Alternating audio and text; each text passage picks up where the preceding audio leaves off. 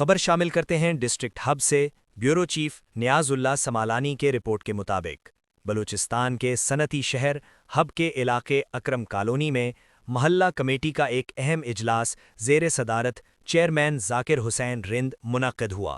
اجلاس کا آغاز تلاوت کلام پاک سے کیا گیا، جس کی سعادت کامران رند نے حاصل کی۔ اجلاس سے خطاب کرتے ہوئے چیئرمین ذاکر حسین رند، مولانا محمد اسماعیل اور دیگر مقررین نے کہا کہ یہ کمیٹی کا دوسرا باقاعدہ اجلاس ہے، جس میں محلہ اکرم کالونی کمیٹی کو مزید فعال بنانے کے حوالے سے اہم فیصلے کیے گئے۔ انہوں نے بتایا کہ کمیٹی میں چیئرمین کے ساتھ 12 ارکان شامل ہوں گے جو محلے کے عوامی مسائل سنیں گے، ان پر مشاورت کے بعد فیصلے کریں گے اور متعلقہ حکام تک پہنچائیں گے۔ مقررین نے اس بات پر زور دیا کہ اکرم کالونی کو پانی، گیس، سیوریج لائن اور دیگر بنیادی سہولیات کی شدید کمی کا سامنا ہے،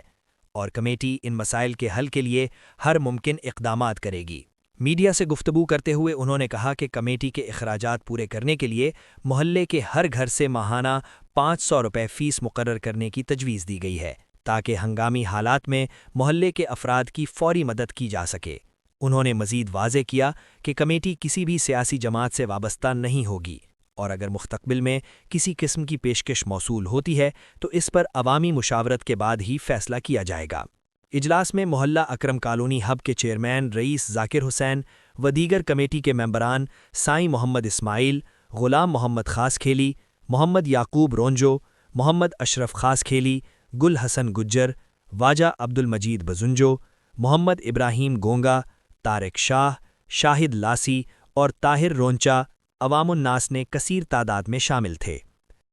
تازہ ترین خبروں اور تبصروں کے لیے voice of Makran YouTube channel, Facebook page اور واٹس ایپ چینل کو فالو اور سبسکرائب کیجیے۔